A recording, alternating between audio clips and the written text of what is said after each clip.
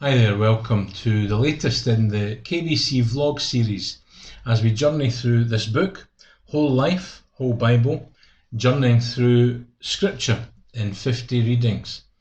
Today we've come to a passage in the book of Judges, and I'm going to read that to you, with you, Judges chapter 3. Grab a Bible or open up your phone or your tablet and you can read along with me. Judges chapter 3, and I'm going to read beginning at verse 7.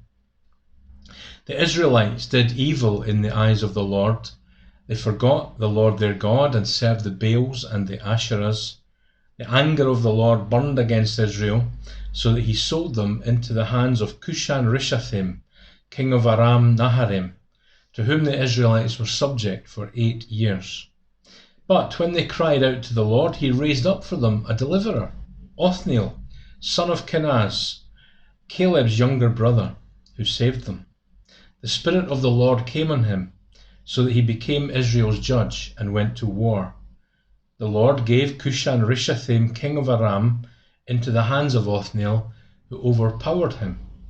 So the land had peace for 40 years, until Othniel, son of Kenaz, died. Again the Israelites did evil in the sight of the Lord. And then one little phrase from the very first verse, from the very first chapter of the book of Ruth, which simply says, "In the days when the judges ruled." The heading of today's topic is simply spiralling out of control. Maybe that's not so much a history lesson from many hundreds and thousands of years ago as much as an up-to-date news report. Certainly that's how it feels, doesn't it, when we watch the latest news around the world and even here in the UK. Things are spiralling out of control. Towards the end of his life, Joshua gathered the people together and he recited to them all that God had done for them.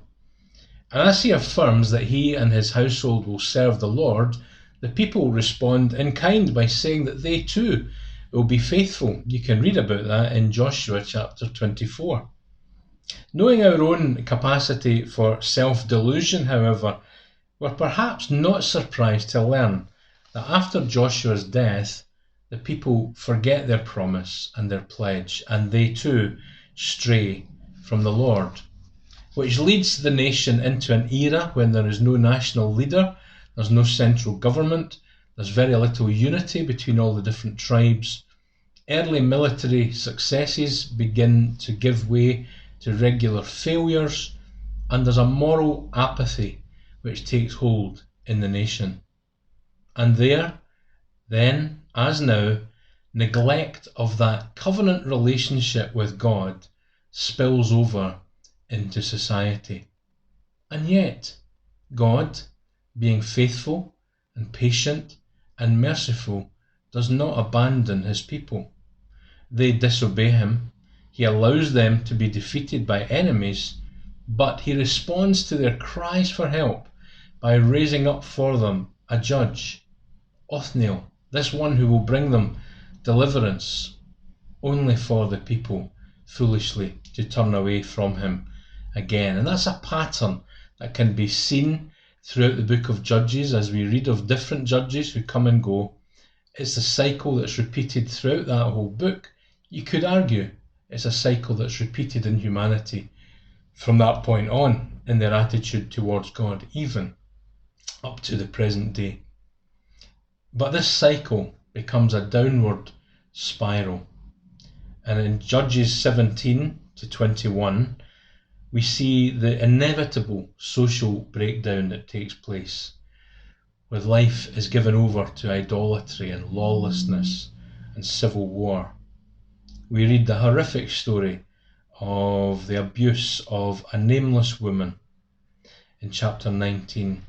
And as we read that story, it shocks us, or it should shock us, into realizing just how far the people of God have gone from their initial calling to be that holy nation. Instead, we read that everyone did what was right in their own eyes. It's sad when that happens.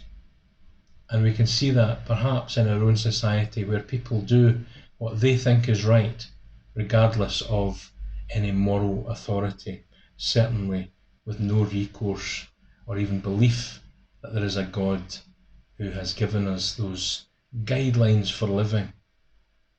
In this story and in tracking through Judges, there is great brutality, but there is also great blessing.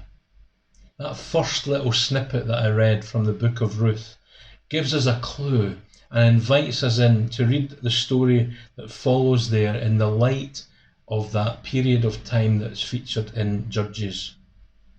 As we do so, we move from a story of a brutal, shameful, violent treatment of a woman into another story in the book of Ruth, which is a very different story. It's one of a tender, honourable behaviour and conduct towards women. And through it all, as ever, God is working his purposes out. There's the inclusion of that Moabite outsider in the book of Ruth, that one who comes into the fold of God's covenant people, God's covenant promise, one who is not only herself a sign of the fulfillment of his promise to bless the nations, but from whom King David and eventually Jesus himself will be born out of that line. So take heart today. Even though the world seems to be, as it says, spiralling out of control, yet we believe in Jesus as Lord, that eternal Lord, the one to whom all authority has been given. And we know that he still has the whole world in his hands.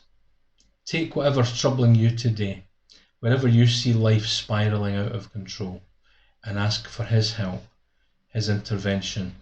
And I'll be praying that you sense his presence, his peace, and his power. May God bless you till we see you again soon. Take care.